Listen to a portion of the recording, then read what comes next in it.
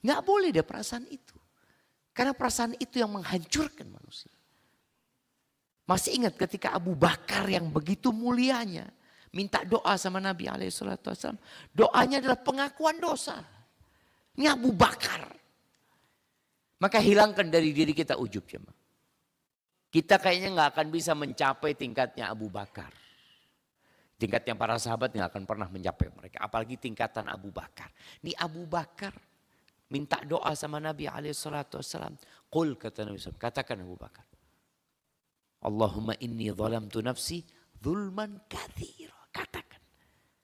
Ya Allah, sesungguhnya aku banyak mendolimin diriku. Atau aku mendolimin diriku dengan kezaliman yang banyak. Itu Abu Bakar suruh baca itu. Supaya hilang yang namanya ujub dari diri manusia.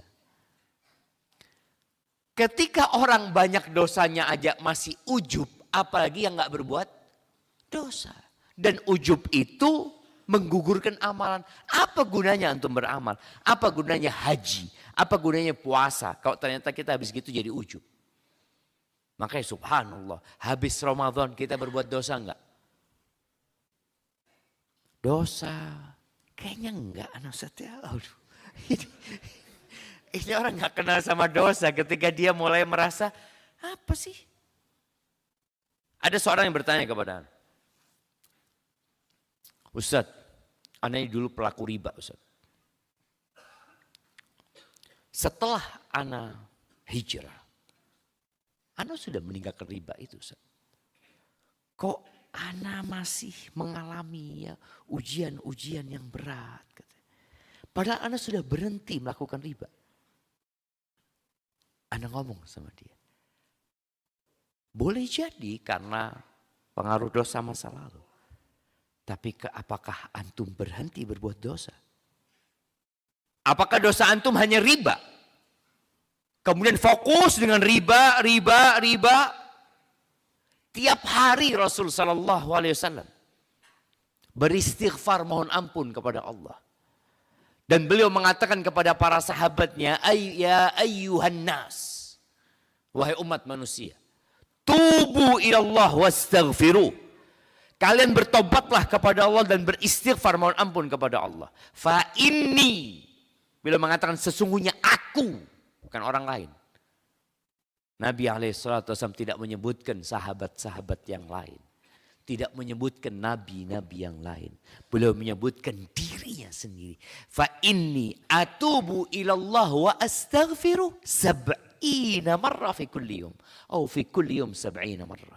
Aku tiap hari bertobat. Minta ampun kepada Allah. 70 kali.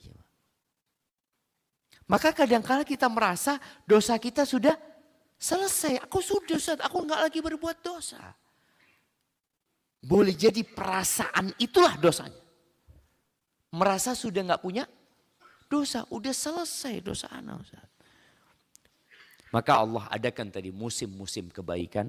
Ya agar kita kembali kepada Allah Subhanahu Wa Taala. Berkaitan dengan musim kebaikan ini. Di hadis Anas bin Malik radhiyallahu ta'ala anhu qala Rasulullah sallallahu alaihi wasallam if'alul khaira dahrakum. Berbuatlah kalian kebaikan sepanjang masa kalian. Jadi berbuat baik itu bukan hanya di bulan Ramadan. Bukan hanya di 10 awal Dzulhijjah. Tapi sebenarnya sepanjang masa kita diperintahkan untuk berbuat baik. Dan Nabi SAW ketika berpesan kepada salah satu sahabat, ittaqillah haitsuma kunta. Bertakwalah kepada Allah dimanapun kau berada. Di mana dan kapapun kau bertakwalah kepada Allah. Wa atbi'is sayyi'atal hasanata tamhuha. Dan ikutin perbuatan burukmu dengan perbuatan baik. Itu akan menghapuskan. Ini menunjukkan kita akan berbuat dosa memang. Terus bagaimana menghapuskan perbuatan dosa itu? Salah satunya dengan berbuat baik. Sholat yang 5 waktu itu menghapuskan dosa. Sholat yang 5 waktu itu seperti orang yang mandi tiap hari 5 kali. Di depan rumahnya ada sungai ya. Tiap hari 5 kali dia mandi. Hal baqiya min daranihi syai'. Kata Nabi SAW, apakah akan tersisa noda-noda kotoran di tubuhnya? Gak akan. Tapi besok harus mandi lagi. Lusa mandi lagi 5 kali. Makanya gak ada ceritanya orang berhenti sholat. Alhamdulillah Ustaz, selesai sudah saya. Selesai apa? Udah, anak sampai ke tingkat takwa yang gak perlu sholat lagi. Subhanallah. Engkau akan terus berbuat dosa dan 5 waktu itu menghapuskan dosamu terus. Maka ikutin keburukan dengan kebaikan tamhuha. Wa khaliqin nas bi khuluqin hasan. Dan bergaulah dengan manusia dengan akhlak yang baik. Maka berbuat baik itu sepanjang masa dimanapun kita berada. Wa ta'arradu li nafahati rahmatillah. Dan engkau perlu mengeluarkan effort yang lebih. Di masa-masa, di waktu-waktu, di tempat-tempat yang ada harapan rahmat Allah itu ditebarkan lebih banyak lagi. Rahmat Allah itu tiap hari turun. Tapi ada waktu yang lebih banyak. Ada tempat yang lebih utama. Salah satunya rumah Allah ini. Orang sering healing ya. Sekarang ini dengan kondisi ekonomi yang sulit ya. Kemarin tadi kita ngobrol, tapi kenapa sih mall kok rame? Mungkin mereka nggak belanja juga. Mereka healing di tempat yang paling dibenci sama Allah SWT. Pasar itu tempat yang paling dibenci sama Allah. Seharusnya healingnya kemana? Di sini, di rumah Allah Azza wa Jalla. Ketika Abu Hurairah jadi gubernur Medina, dia berangkat ke pasar. Abu Hurairah mengatakan, ya ahla suq. Wahai penghuni pasar, kata dia. Ma'ajazakum, betapa lemahnya kalian ini, kata dia. Loh, apa maksudnya, kata dia. Tuh di Masjid Nabawi lagi pembagian warisannya Nabi. Pusakanya Nabi SAW sedang dibagi-bagikan. Kalian di sini ngurusin pasar. Itu penghuni pasar rebutan jamaah ke masjid. Ditunggu sama Abu Hurairah. Balik lagi mereka nih. Betul, balik lagi, kata dia. Nggak ada pembagian apa-apa di situ, kata dia. Loh, kalian lihat apa di situ? Ya ada kajian, ada yang ngaji, ada yang sholat. Loh itu loh pusakanya Nabi SAW. Cuma orang kan tadi lemah pikiran dia. Di tempat rahmat Allah dibagikan ya. Bagaimana majelis ilmu ini?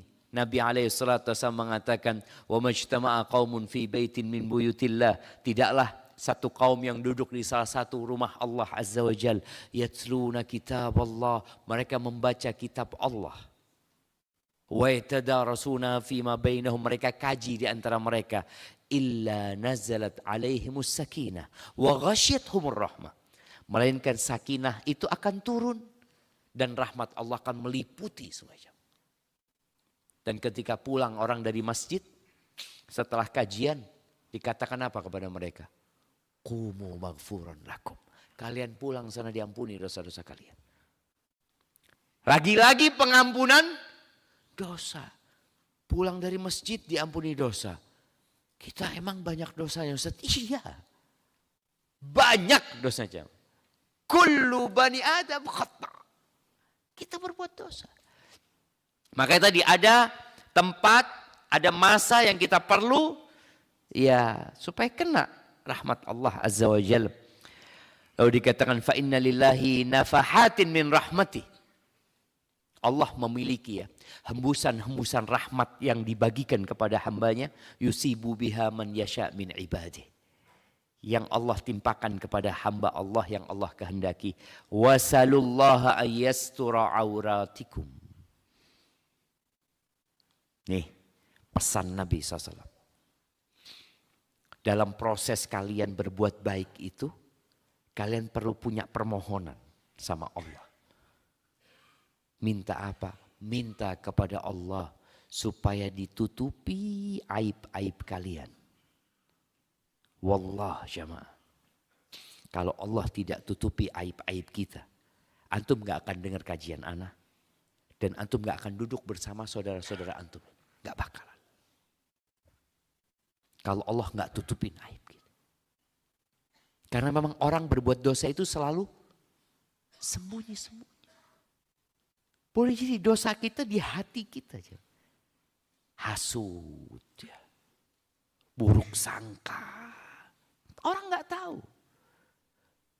Kira-kira kalau setiap kita berbuat dosa, noktah hitam itu bukan di hati, tapi di wajah. Seperti apa wajah kita, jemaah? Antum akan malu ketemu orang. Ketika antum bercermin, ya Allah, ini dosa tadi malam ini, umpamanya.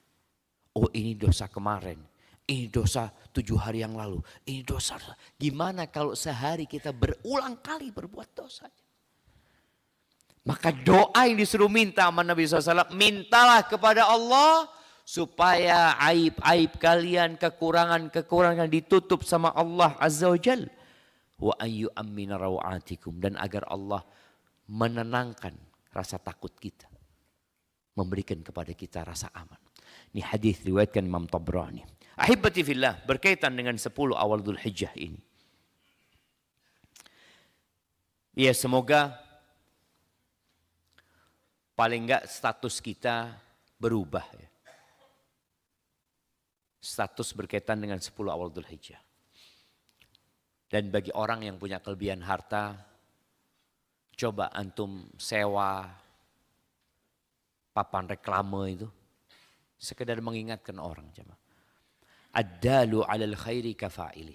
Orang yang menunjukkan orang lain kepada kebaikan, dia seperti orang yang berbuat kebaikan. Jadi ini kesempatan kita ngasih tahu orang gitu. Tapi kan ana bukan ustadz. Memberitahu orang lain itu nggak ada ceritanya harus ustadz. Ana ustadz nggak hafal kecuali Al-Fatihah. Alhamdulillah. Yang wajib dihafal dari Al-Quran hanya Al-Fatihah. Antum sudah punya. Yang lainnya adalah keutamaan tentunya kita menghafal Al-Quran. Tapi antum sampaikan tentang hal ini. Kata Nabi SAW di riwayat Abdullah bin Abbas radhiyallahu anhuma, "Ma min ayyamin al-amalu salihu fiha ahabbu ila Allah min hadhil ayyam."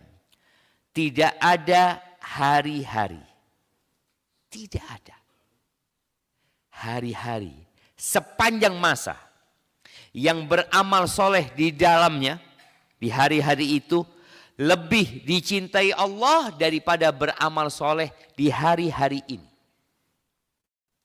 Jadi beliau memberikan semangat kepada para sahabat ketika mau masuk awal Dzulhijjah.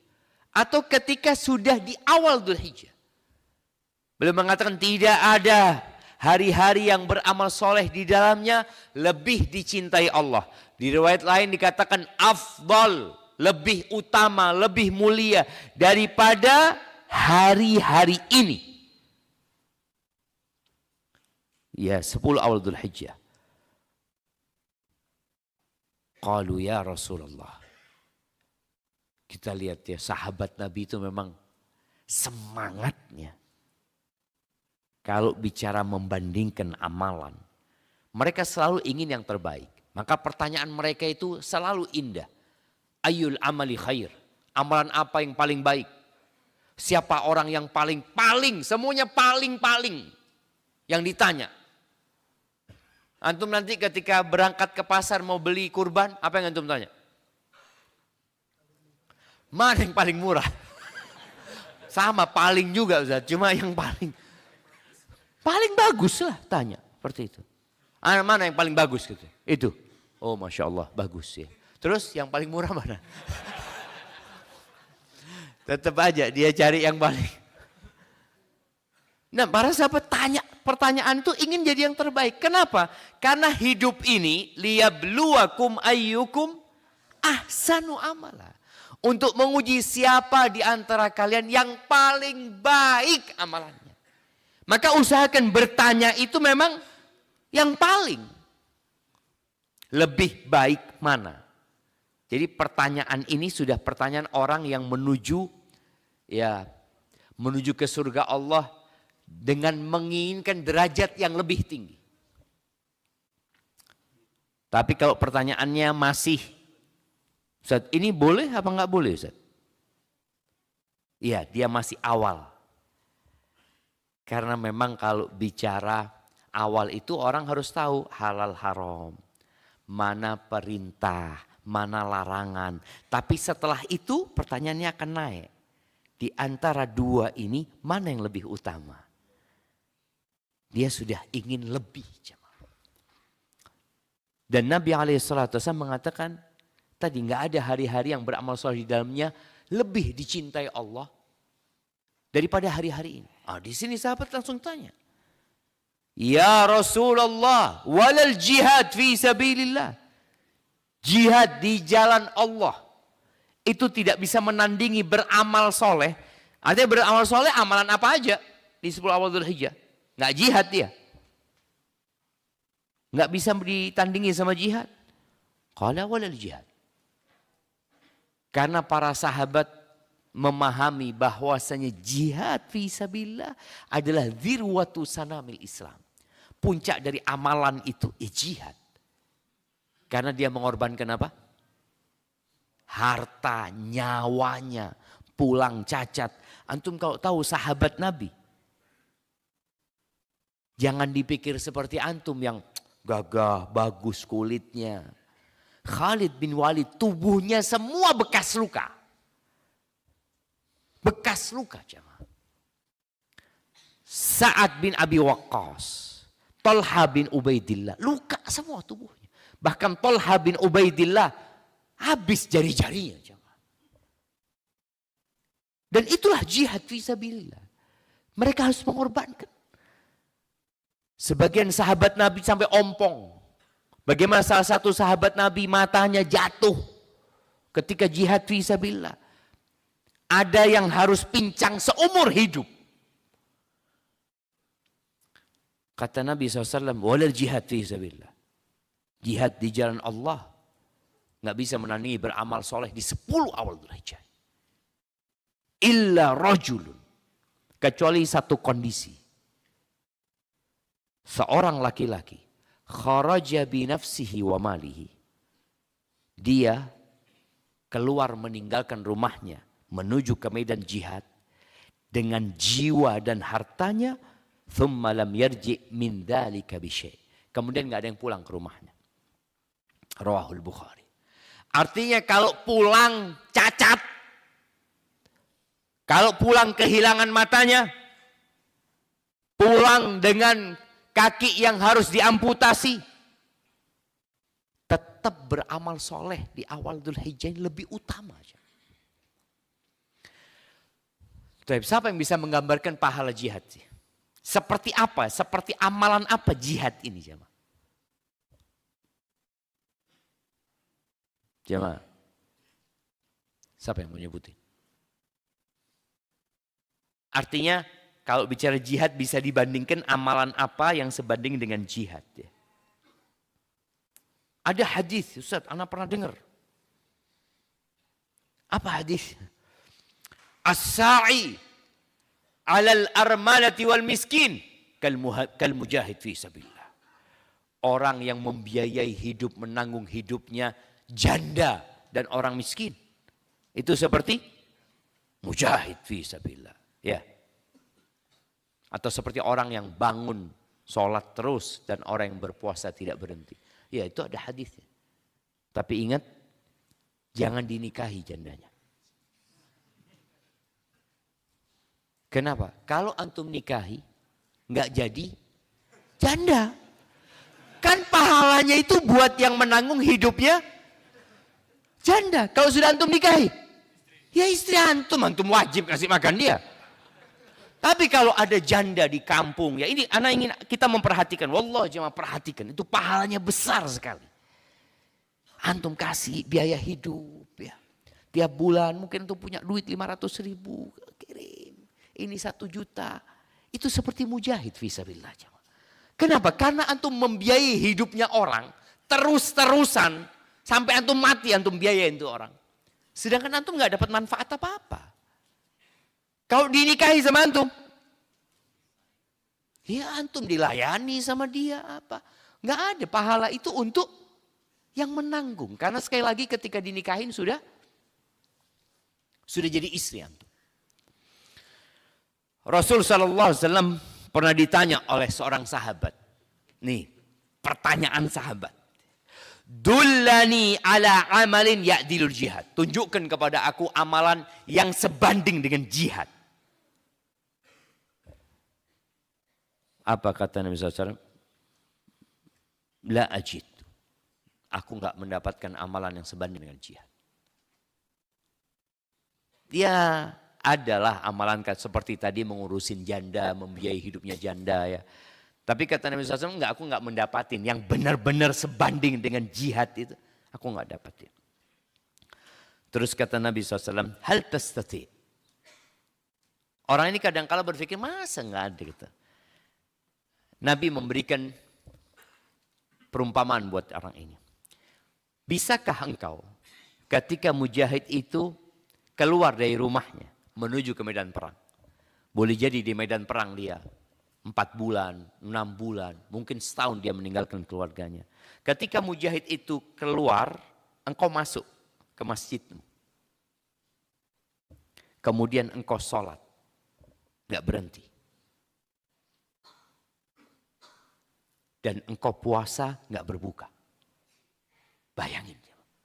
Jadi kalau mujahid 6 bulan itu, antum mampu 6 bulan sholat terus gak berhenti? Gak mungkin gitu. Karena mujahid itu jalannya dikasih pahala sama Allah SWT. Bahkan lewat kalau dia naik kuda ya, dari kotoran kudanya, makanan yang diberikan kepada kuda, dihitung semua jemaah. Karena tadi mujahid ini benar-benar mengorbankan keluarganya, mengorbankan dirinya, hartanya. Tadi pulang boleh jadi cacat dia seumur hidup jemaah. Tapi dia lakukan itu karena Allah Azza wa Jalla. Kata sahabat ini, wa may yastati'u dzalika ya Rasulullah. Siapa yang bisa melakukan itu ya Rasulullah? Iya, makanya enggak ada. Maka ini beramal di 10 awal Dzulhijjah. Itu besar sekali, tapi waktunya hanya 10 hari. Hanya 10 hari. Kita mendapatkan keutamaan jihad. 10 hari. Maka jangan disia-siakan. Ya ada hadis-hadis tambahan dari hadis Ibnu Abbas itu tapi dhaif ya. Yang mengatakan puasa 1 hari di 10 awal Dzulhijjah itu pahalanya seperti pahala puasa 1 tahun. Wa kullu lailatin minha bi qiyami lailatul qadar. Dan salat malam di 10 awal Dzulhijjah ini seperti Lailatul Qadar. Tapi hadis itu lemah jemaah. Namun yang jelas 10 awal Dzulhijjah ini adalah hari-hari yang kita perlu memperhatikannya. Terus apa yang kita amalkan Ustaz? Di 10 awal Dzulhijjah. Ya amalan yang paling utama adalah haji. Berangkat haji jemaah. Maka usahakanlah yang mampu, bukan yang tidak mampu, yang mampu berangkat haji. Jangan ditunda. Kalau engkau punya uang banyak, silahkan daftar haji yang tahun ini, daftar tahun ini berangkat. Kalau cukup uang. Tapi Anda sih nggak menganjurkan jemaah karena yang daftar tahun ini dan berangkat tahun ini belum tentu berangkat juga. Karena gambling jemaah. Apalagi dengan peraturan Arab Saudi sekarang ini ya, visa nggak keluar ya. Akhirnya ada orang yang dari kampung nih ya. Oh, insya Allah berangkat ke Jakarta. Visa insya Allah keluar, belum keluar jemaah. Dia di rumah sudah bikin walimah safar, pamitan, berangkat. Sampai Jakarta nggak keluar visa. Akhirnya dia nggak pulang jemaah. Nunggu jemaah haji pulang. Malu jemaah dia. Dia malu. Ya Allah gimana katanya anak sudah walimah tadi. Apa hukum walimah safar? Bid'ah Ustaz. Oh, jangan cepet-cepet lah. Enggak, sebagian ulama mengatakan walimah safar termasuk hal yang mubah ya. Ya ketika dia mau pamitan sama orang-orang tapi jangan sampai dijadikan sarana untuk pamer. Tapi orang kampung itu ya Allah, Jember kemarin sempat macet gara-gara keberangkatan pelepasan jemaah haji. Ini satu yang berangkat, 10 mobil yang antar jemaah. Wallah jemaah, ini rombongan kan ada apanya? Iya, ada stiker tulisnya rombongan Bapak Haji Fulan. Anak mau ya Allah ini yang berangkat cuma 1 orang. Karena mereka senang sekali kalau ada yang berangkat haji. Senang mereka. Mereka ingin berangkat haji. Seperti itu. Maka tadi ya karena memang resikonya besar yang haji furoda, haji mujamalah. Apalagi kalau ada yang berangkat haji pakai visa pekerja ini tuh janganlah. Kalau antum punya uang lebih, ya ada haji yang plus umpamanya.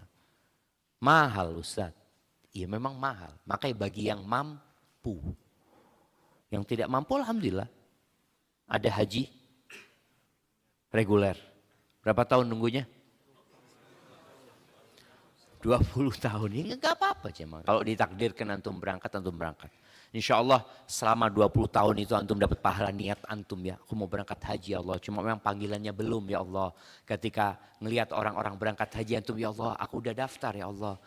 Mudah-mudahan engkau mudahkan aku berangkat haji ya Allah. Tahun depan ngelihat orang ya. Ini setiap tahun dia ngelihat wajahnya semakin tua. Nggak berangkat-berangkat.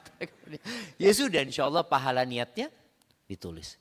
Dan sebagian ketika porsinya turun mati dia. Iya. Tapi Allah itu maha baik ya. Akan dicatat sama Allah SWT. Tapi jadi lakukan ibadah haji dan kita tahu pahala haji seperti apa. Al-hajjul mabrur laisa lahu jaza ilal jannah ya. Nanti di surga orang yang haji mabrur itu pahalanya adalah surga Allah Azza wa Jal. Tapi ketika dia di sini dia akan dihapuskan dosa-dosanya. Dan buat para wanita, berangkatlah haji.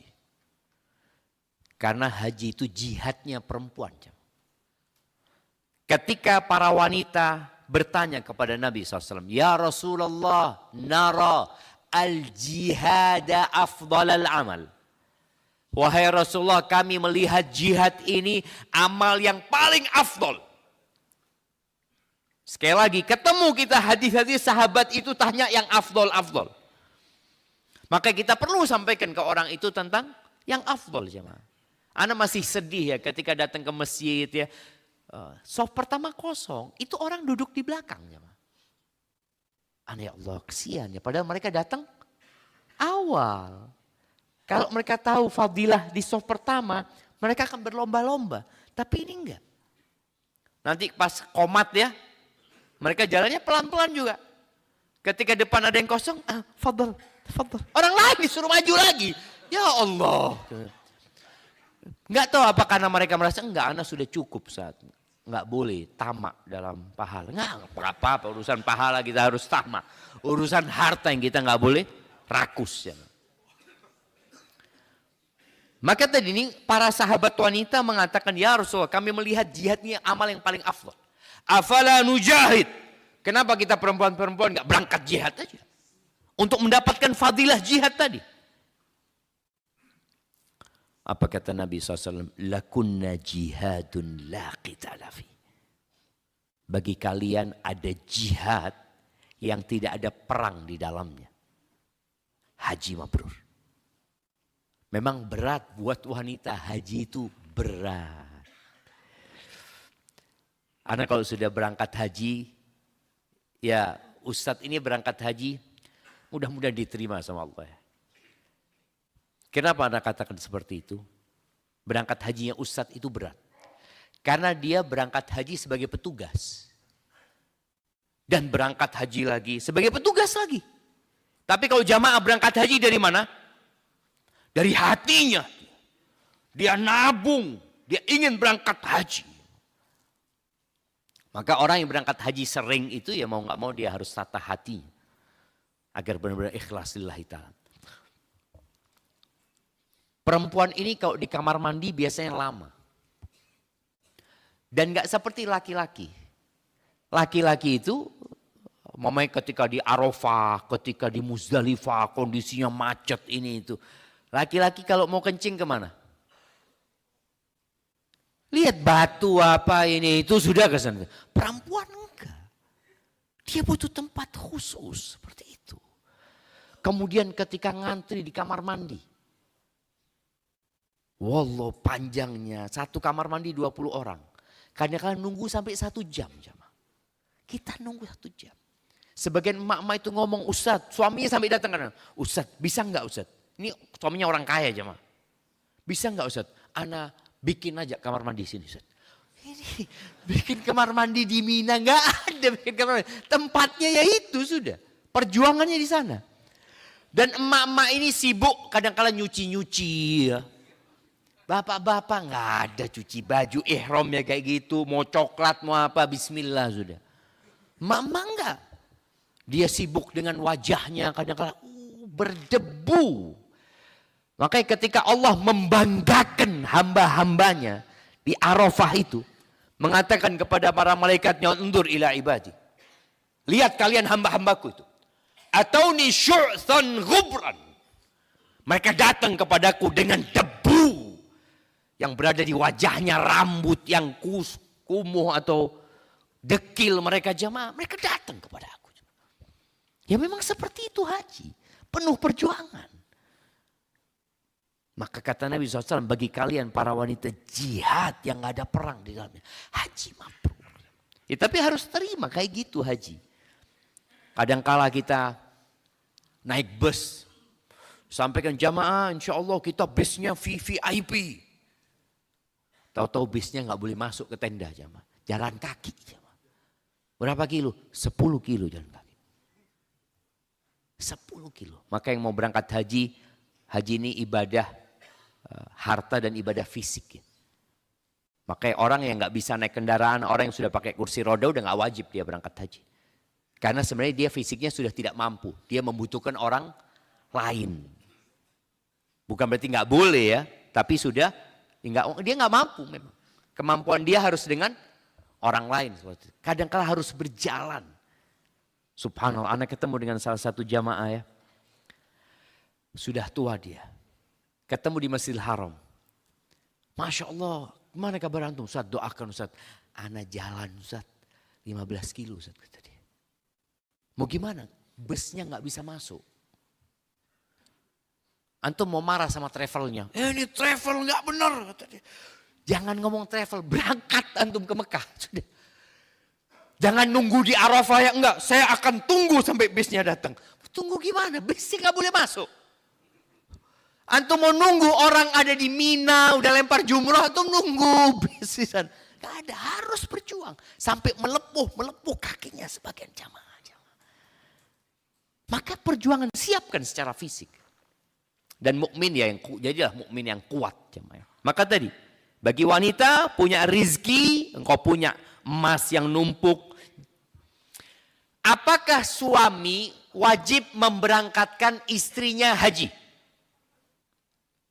Nah, anak mau tanya sama antum.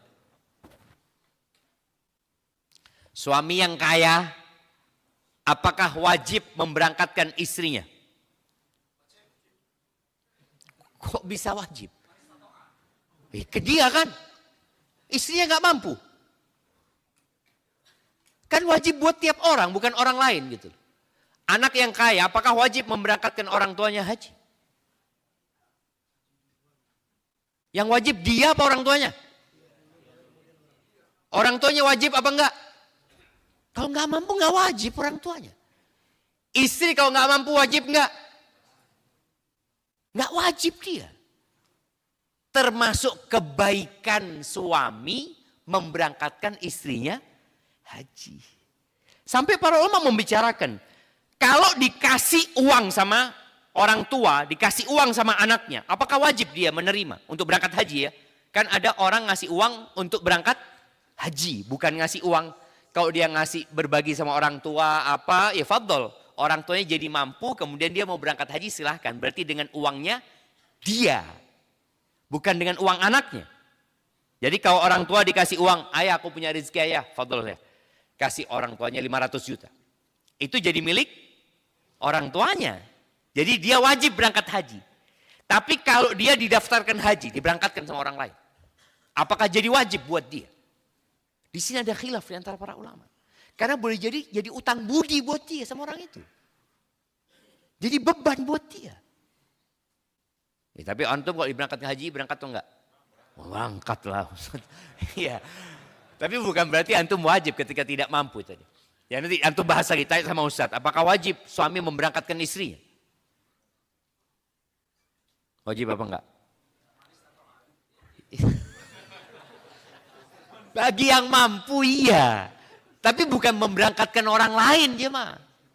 Bagi dia gitu loh. Bagi dia. Ini termasuk kebaikan suami ya. Jadi ibu-ibu yang diberangkatkan sama suaminya itu sebuah kebaikan. Tapi kalau engkau punya uang sendiri, punya emas. Kemudian suami mengatakan aku berangkatkan engkau haji ya. Enggak bang, aku berangkat sendiri. Kenapa? Aku sudah punya, alhamdulillah. Aku engkau kasih emas, engkau hadiah ini aku mau jual. Aku mau berangkat haji. Berarti dia mampu. Jadi dalam posisi dia menjadi orang yang mampu. Gitu, kalau gitu nggak jadi anak daftarkan istri anak Ustaz. Jangan gitu. Antum ini berbuat baik, jadi pahala. Dan para istri pun tadi ketika dia mampu, dia berusaha untuk berangkat dengan hartanya dia. Dan termasuk kebaikan ya, termasuk kebaikan suami ketika memberangkatkan istrinya untuk berangkat haji. Wallahu alam, itu yang anak ketahui. Kalau salah ya nanti anak ditegur ya. Kalau mungkin anak salah, tolong dikasih tahu nanti.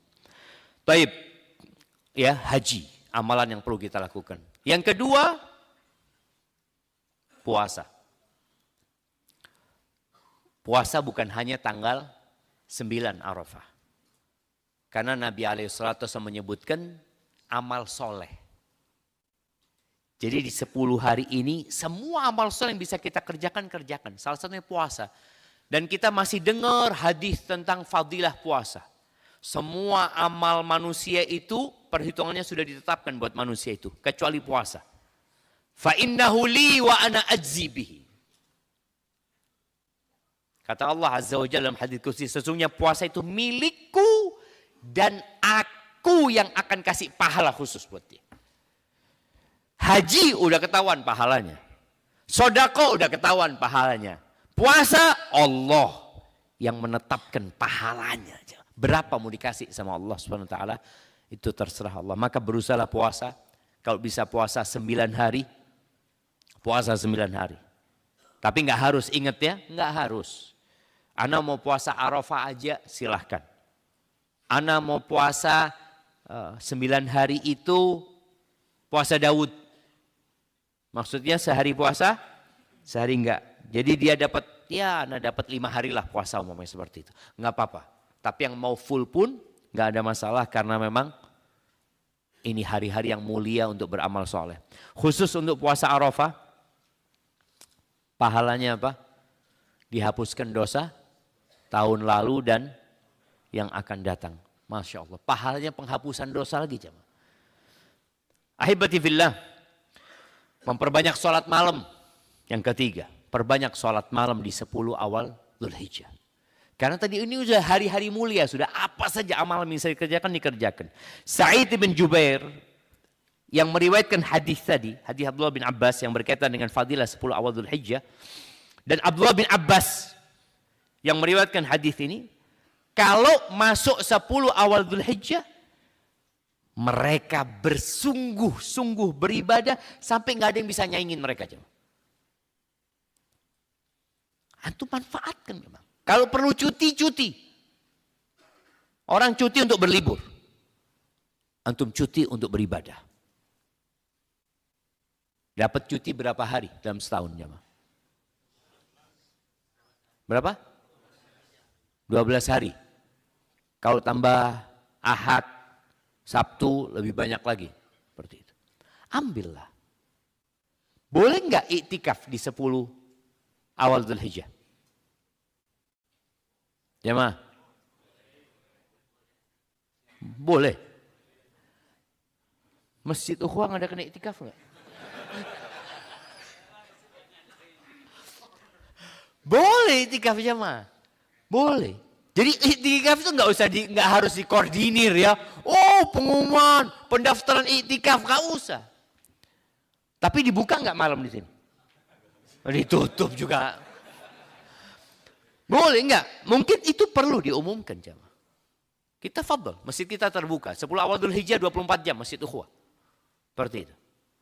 Jamaah yang mau di masjid dia mau nggak mau pulang lah kerja. Ngomong sampai sini Afwan 9 hari ana berangkat dan pulang kerja dari masjid Ukhuwah. Masya Allah. Istrinya ke sini juga jamaah. Sama anak-anaknya. Pindah mereka. Enggak lah, artinya perlu komunikasi yang baik sama istri. Enggak masalah jemaah. Artinya benar-benar berusaha untuk memperbanyak ibadah. Dan diriwayatkan dari Sa'id bin Jubair.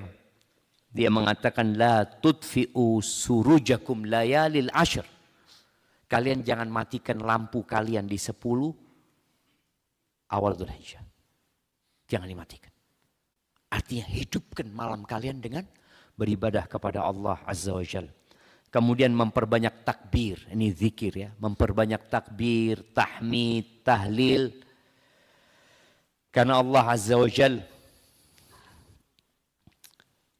menyebutkan di surat Al-Hajj ayat 28 surat haji. Jadi ini kesempatan juga di musim haji antum tadabburi surat Al-Hajj.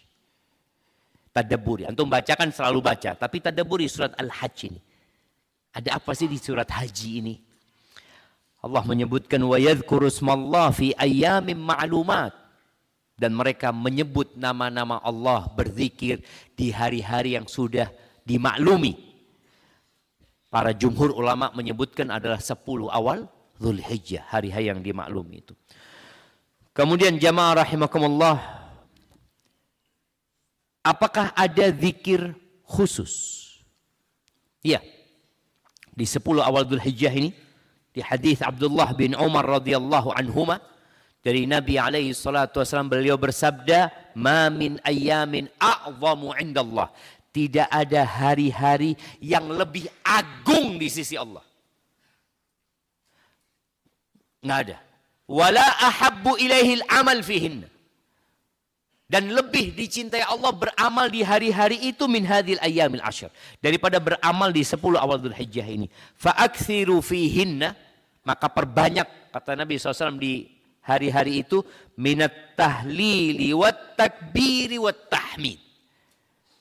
Di 10 awal Dzulhijjah perbanyak Allahu Akbar, Allahu Akbar, Allahu Akbar, La ilaha illallah, Wallahu Akbar, Allahu Akbar, walillahil hamd. Itu di 10 awal Dzulhijjah sudah dianjurkan. Sebagian ulama menganjurkan kalau melihat hewan kurban. Melihat hewan kurban, Allahu Akbar, mentakbir Allah. Dan berlanjut nanti 3 hari setelah Idul Adha.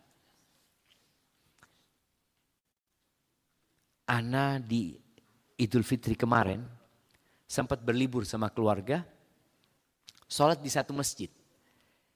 Itu tanggal 3 Syawal jemaah.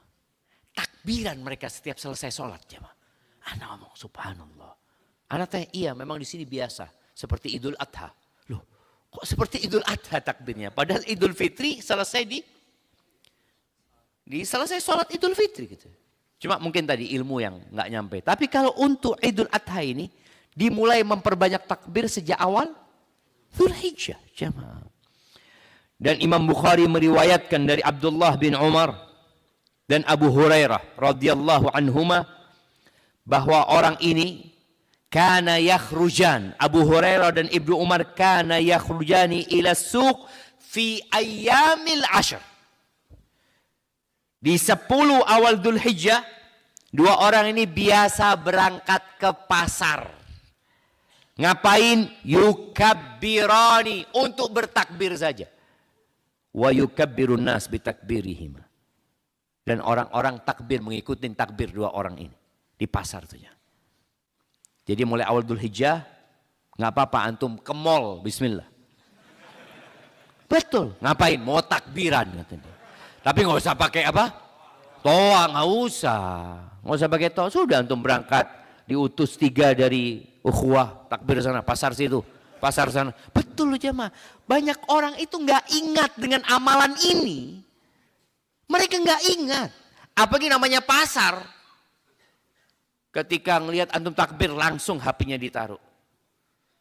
Aliran sesat. Dibikin sama dia. Kenapa? Karena mereka beranggapan ketika ilmu itu hilang, ditinggalkan ya, orang akan menganggap yang sunnah bid'ah, yang bid'ah sunnah. Dan itu yang terjadi. Maka bismillah. Boleh jadi tahun ini mungkin orang-orang akan merasa aneh. Atau hari pertama orang-orang akan merasa aneh. Kan 10 hari itu. Hari pertama antum sana. Hari kedua dipanggil oleh Satpol PP. Boleh jadi. Ngapain antum di sini? Ini kan nggak ngerti. Atau kita ajarkan enggak. Kita hanya ingin mengingatkan orang-orang. Dan ketika kita tidak membuat keributan ya, insya Allah orang-orang akan terbantu dengan kita mengingatkan itu. Kita nggak pakai sound. Ada sound yang horek. Sound horek itu yang bikin genteng jatuh, itu difasilitasi kadang-kala jemaah. Iya. Bahkan dijadikan di beberapa tempat itu sebagai dilombakan sama mereka enggak? Ingat, kalau ternyata kemaksiatan difasilitasi, kemaksiatan dimakmurkan, kita nih mendiamkan ketaatan. Bismillah. Kalau ustadz, kira-kira ustadznya berangkat enggak jemaah? Perlu ustadz berangkat juga. Nggak ada masalah. Ketika dia berangkat ke pasar, dia bertakbir. Seperti yang dilakukan oleh 2 ulamanya sahabat. Abu Hurairah dan Abdullah bin Umar bin Khattab radhiyallahu ta'ala anhum. Dan bagaimana Umar bin Khattab ya di tendanya di Mina ketika menunggu pelaksanaan ibadah haji. Dia bertakbir dan orang-orang pada bertakbir di masjid, dengar takbirnya Umar, semua pada bertakbir. Perlu ada yang mengingatkan. Kita ini apa istilahnya Jawa itu lata kadang-kala. Apa lata itu? Ikut-ikutan. Otomatis orang bertakbir Allahu Akbar juga kita. Orang itu berhenti? Ya berhenti kita. Enggak, kita harus tahu fadilahnya supaya kita dapat keutamaan itu. Kemudian sedekah, perbanyak sedekah, dan kita tahu fadilah sedekah. Kemudian berkurban, jangan lupa yang punya kelebihan harta ya, yang punya kelebihan harta dan berkurban itu ya kita sering dengar hadis 1 kurban itu cukup untuk 1 keluarga. Betul, betul hadisnya nggak salah. Tapi bukan berarti antum hanya boleh berkorban 1 ekor. Enggak. Yang paling utama jamaah 1 ekor onta untuk 1 orang. Yang kedua 1 ekor sapi untuk 1 orang. Yang ketiga 1 ekor domba atau kambing untuk 1 orang. 1 orang jelasnya kalau sudah kambing. Taib. Setelah itu ya 1/7 dari onta, 1/7 dari sapi. Artinya ketika antum punya kelebihan harta, ana mau korban sapi 1 buat antum. Memang betul 1 ekor sapi cukup untuk 7 orang. Tapi buat sendirian loh boleh. Nabi SAW itu nyembelih 100 ekor onta. 100 ekor onta. Dan beliau nyembelih dengan tangannya sendiri 63 ekor. Sesuai dengan umur Nabi SAW. Ketika beliau haji wada yang beliau potong 100 ekor onta. Jadi silahkan, nggak harus di masjid berkorbannya. Bawa ke masjid. Assalamualaikum. Assalamualaikum. Punya anak ini, Masya Allah. Nggak harus. Jadi korban itu nggak harus di masjid, di rumah antum korban. Beli taruh rumah sembelih. Ustaz, ana nggak bisa ngulitin. Kulitnya nggak mau dijual, nggak boleh dijual juga. Mau robek-robek dikit nggak apa-apa. Gitu loh. Kita kan kadang-kadang mikir, aduh sulit ini itu. Bismillah. Ketika antum memang nggak punya kerjaan di hari raya itu, kan ada orang yang bertugas ini tuh di rumah lah, potong di rumah. Kemudian anak-anak suruh ikut ngulitin ya. Terus terang kalau orang nggak ahli itu lama jemaah, lama. Karena kita takut rusak kulitnya. Nggak apa-apa, nggak harus kulitnya nggak rusak. Jadi antum robek-robek dikit nggak apa-apa. Yang dikorbankan itu adalah nyawa dari hewan ini. Boleh jadi nanti antum sambil motongin ya, karena dianjurkan untuk makan, belum selesai dikulitin suruh bakar anaknya sudah. Ini pahanya bakarin dulu, supaya kita dapat sunnahnya. Nah, jamaah. Cuma sekarang kan bayangannya orang tuh berkorban harus di masjid. Harus ikut apa? Panitia kurban apa? Enggak. Jadi para sahabat Nabi radhiyallahu ta'ala anhum pulang dari masjid motong sendiri-sendiri. Bahkan ada sahabat yang motong sebelum sholat. Loh iya. Dia datang ke Nabi Rasulullah, aku sudah potong tadi sebelum sholat loh. Kata Nabi SAW, ya itu bukan kurban. Itu untuk daging kata Nabi SAW. Akhirnya sahabat ini disuruh motong lagi setelah sholat gitu. Artinya memang sesuatu yang mudah jangan dibikin ruwet. Sudah potong di rumah antum. Apalagi sekarang ada beli kurban bisa dikirim di hari H gitu ya. Atau enggak anak mau potong besoknya aja Ustaz. Tanggal 11 semuanya. Enggak apa-apa jemaah. Soalnya kalau hari pertama kayaknya masih ada urusan di panitia kurban masjid enggak apa-apa. Tapi antum punya di rumah satu. Aku akan potong. Enggak perlu orang-orang lihat gitu kan. Enggak apa-apa. Antum makan silahkan makan. Dianjurkan untuk disodakokan sebagiannya. Kalau antum mau sodakokan cuma satu kaki sah kurban antum. Sisanya anak makan Ustaz. Enggak apa-apa. Taruh kulkas enggak apa-apa. Seperti itu. Yang penting ada sebagian yang disedekahkan. Sebagian. Jadi enggak harus sepertiga ya. Enggak harus sepertiga. Yang penting ada sebagian yang disodakokan buat orang. Maka tadi jangan sampai kita membuat ruwet yang mudah dari agama kita. Silahkan untuk korban di rumahnya. Ya mungkin yang di perkotaan agak sulit ya. Tapi di perkampungan kadangkala mereka juga tetap harus seakan-akan di masjid gitu. Padahal halaman rumahnya luas di belakang. Dia potong di sana. Tapi kemudian di hari Arafah itu ada istilah at-ta'rif ya. At-ta'rif itu menghidupkan Arafah di luar Arafah. Jadi mereka di hari Arafah itu mereka juga duduk di masjid beribadah. Sebagian ulama memandangnya ya tidak sesuai dengan sunnah. Sebagian membolehkan engkau menjadikan hari Arafah itu hari untuk memperbanyak ibadah. Karena memang di hari itu Allah banyak mengampuni hamba-hambanya. Jadi ketika hari Arafah antum ingat ini hari yang mulia. Hari dikabulkannya doa. Walaupun antum gak ikut di padang Arafah. Tapi kita dapat fadilah harinya. Maka dianjurkan puasa itu untuk orang yang di luar Arafah. Yang di Arafah malah gak dianjurkan puasa. Yang puasa di luar Arafah. Maka tolong ketika hari itu antum benar-benar manfaatkan untuk beribadah kepada Allah. Tanpa bikin acara ya. Tanpa harus kumpul-kumpul di masjid, dipimpin. Enggak lah. Yang penting kita benar-benar mendekatkan diri kepada Allah Azza wa Jal. Barakallahu fiik. Itu mungkin yang berkaitan dengan beberapa amalan. Amalan lainnya yang memperbanyak istighfar, baca Quran, hatamkan Quran, usahakan di 10 awal Dzulhijjah ini. Kemudian tebarkan salam, silaturahim, amar ma'ruf nahi mungkar ya. Semualah amal-amal kebajikan yang bisa kita lakukan jemaah. Apakah panitia kurban wajib sholat Jumat apabila Idul Adha di hari Jumat? Mana yang lebih afdal Ustaz? Jadi bukan bicara panitia kurban. Kalau Idul Adha itu menyatu dengan Jumat dan mereka sudah sholat Idul Adha, maka sholat Jumatnya jadi nggak wajib ya. Bukan panitia kurban aja. Jadi yang nggak panitia wajib enggak. Ya silahkan. Mungkin kita agak heran jemaah ya. Gimana Ustaz ya? Terus panggilan di masjid-masjid, ya masjid sholat duhur. Tapi boleh jadi dulu itu di Madinah itu hanya Masjid Nabawi yang sholat Jumat. Masjid-masjid di kampung itu sholatnya sholat, ya mereka seperti musola di tempat kita ya.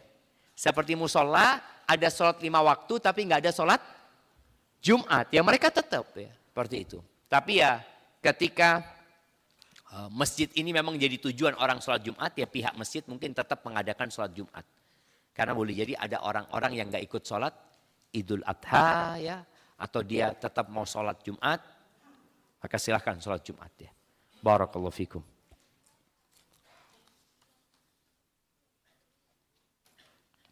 Izin bertanya Ustaz, bagaimana cara menghilangkan rasa takut di hati ketika mencoba mendekat ke Allah, merasa takut ujian Allah semakin besar. Karena semakin besar iman seorang, maka ujian Allah pun akan semakin besar. Dia takut sama ujiannya, lupa dengan fadilahnya. Banyak di antara teman-teman yang hijrah kemudian kembali kepada Allah Azza wa Jalla, dia mengatakan, Ustaz, anak kok ujiannya lebih berat Ustaz ya. Padahal sebelum hijrah anak nggak diuji kayak gini. Ya, kalau antum diuji kayak gini dulu, mungkin antum bisa murtad dulu. Maka disesuaikan dengan keimanan antum. Antum sudah hijrah, sudah dekat sama Allah, dikasih ujian lebih. Dan ujian ini untuk menghapuskan dosa dan mengangkat derajat. Ketika seorang bertanya kepada Imam Syafi'i rahimahullahu ta'ala, mana yang lebih utama? Orang itu dikasih ujian atau dikasih kedudukan? Kata Imam Syafi'i, fa'innal insan la yumakkan hatta yubtala. Orang nggak akan dikasih kedudukan sama Allah kecuali dikasih bala dulu. Gitu. Nggak ada, tahu-tahu ada di atas dia. Nggak ada, semuanya diuji. Jadi ujian itu proses untuk naik ke atas. Seperti orang yang mau naik pangkatnya. Kalau dia di angkatan ya, di TNI atau kepolisian, ada sekolahnya enggak? Sekolah. Ketika dia melihat, aduh capek sekolah, nanti ujian, nanti latihan, nanti ini itu. Ketika dia memandang itu, maka dia enggak akan ikut. Tapi ketika dia memandang ana sekolah, bintang ana jadi 2 Ustaz. Atau tadi yang belum bintang jadi bintang Ustaz. Maka ketika dia memandang kepada bintang itu, dia akan siap dengan ujiannya. Jadi ketika antum gak siap dekat sama Allah, padahal Allah akan berikan fadilah yang banyak sekali kepada antum, hanya takut ujian, maka menunjukkan memang ya antum kelasnya di situ. Gitu loh. Sedangkan kita kalau suruh minta surga, minta yang paling tinggi. Antum minta paling tinggi, ya Allah aku minta surga, tapi gak usah ujian. Nah, gimana sih? Harus ngelewatin ujian. Nggak ada orang masuk surga tanpa melewati sirat yang berada di atas neraka jahanam. Nggak ada. Para nabi pun akan melewati sirat. Jadi kekhawatiran itu harus antum ganti dengan memandang kepada fadilah yang besar. Yang Allah akan berikan kepada antum. Bagaimana hukum sering ikut kajian online sementara sering ikut kajian offline sementara tidak ada mahram yang mendampingi dikarenakan ana seorang single parent. Ini janda tadi jamaah. Yang harus diperhatikan betul loh jamaah, perhatikanlah jamaah. Bukan ketika ana ngomong perhatikan ini bukan suruh kawin jamaah. Tadi Nabi SAW mengatakan as-sa'i alal armalati wal miskin. Orang yang berusaha memberikan nafkah, mengurusin al-armalah banyak diterjemahkan janda. Sebenarnya para ulama tidak menyebutkan janda. Ya salah satunya janda. Armalah itu nggak punya istri. Boleh jadi dia masih perawan. Boleh jadi. Karena kadang ada yang perempuan sampai umur 35 tahun ya. Mungkin karena kekurangan dirinya, nggak ada yang melamar dia. Ini masuk armalah. Perhatikan, berikan nafkah kepada dia. Nggak usah ngomong sama istri. Antum tinggal transfer. Kadang-kala istri ketika tahu antum transfer, bang. Loh, ini kita mengamalkan hadis ini jemaah. Seperti pahala mujahid tadi. Maka berikan kepada mereka. Nggak harus janda ya. Sekali lagi, armalah itu bukan janda. Tapi yang tidak punya suami. Yang tidak punya suami. Ya khususnya orang-orang yang susah. Kan as-sa'i itu memberikan nafkah karena memang dia susah. Tapi kalau dia kaya nggak perlu antum. Enggak, tapi anak tetap ingin ngasih nafkah Ustaz. Oh, nah, jadi ini sebutkan single parent ya, karena anak kurang fokus jika mendengarkan kajian secara online. Anak setiap kajian selalu izin dengan anak-anak atau membawa anak jika mereka bisa. Jazakallah khair. Berkaitan dengan perempuan, apabila kajiannya itu tidak perlu safar, nggak harus ada mahram. Yang harus ada mahram itu kalau safar aja. Jadi insya Allah aman, kalau harus safar janganlah. Momennya ada kajiannya di mana? Kajiannya di Bandung. Sedangkan ke Bandung ini musafir orang ke Bandung itu. Enggak Ustaz, pakai wusat sebentar nyampe Ustaz gitu kan. Tapi tetap musafir zaman, tetap musafir.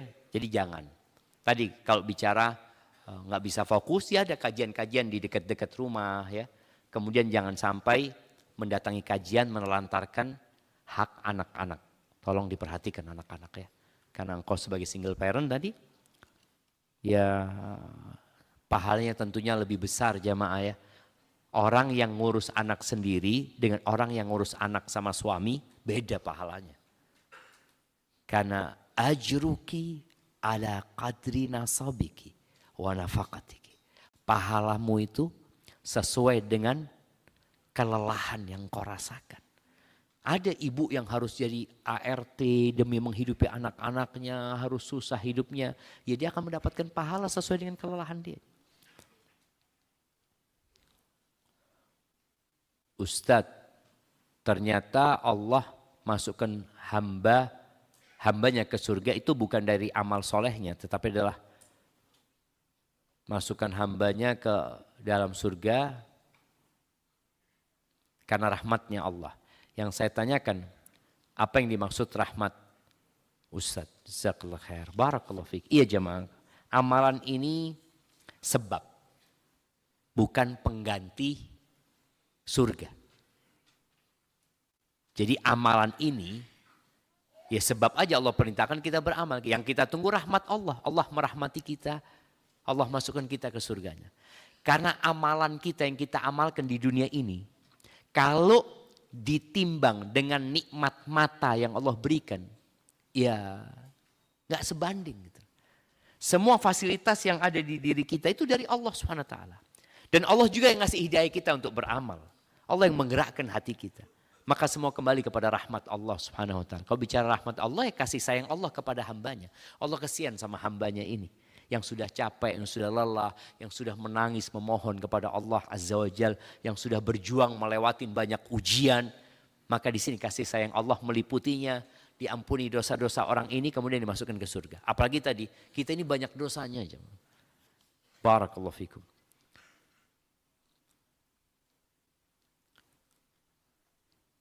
Pak Ustadz, apa hukumnya seorang perempuan yang ingin berangkat haji atau umroh tidak punya suami, tapi biayanya hanya untuk satu orang? Iya, mungkin dia boleh nunggu. Dia nunggu, menanti sampai ada pasangannya. Tapi kalau sampai waktu nggak ada, Al-Imam Syafi'i rahimahullahu ta'ala termasuk yang tetap mewajibkan buat perempuan yang nggak ada mahramnya berangkat haji. Sebagian ulama itu menjadikan mahram syarat wajib. Artinya kalau nggak ada mahram jadi nggak wajib. Walaupun dia punya uang, dia sehat, tapi nggak punya mahram jadi nggak wajib. Tapi sebenarnya tetap dia wajib. Apabila ada jaminan keamanan buat dia. Ada jaminan keamanan. Dia berangkat dengan perempuan-perempuan ya yang menjaga dia, silahkan. Tapi kalau nggak ada, nggak usah berangkat. Artinya kalau dia khawatir, nggak usah berangkat. Ini berkaitan dengan haji wajib ya. Bukan haji sunnah ya, berkaitan dengan haji wajib. Ini sama pertanyaannya.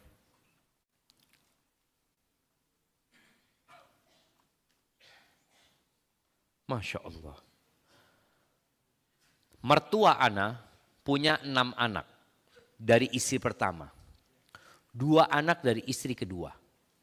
Semasa hidupnya beliau memberikan nafkah untuk 3 orang anak dari 8 anak. semasa hidupnya, beliau memberikan rumah untuk 3 orang anak dari 8 anak. Saat ini masalah timbul karena ketiga anak ini merasa memiliki rumah tersebut. Padahal tidak ada hitam di atas putih bukti pemberian itu. Yang berakibat warisan belum dibagi sampai hari ini. Qadarullah.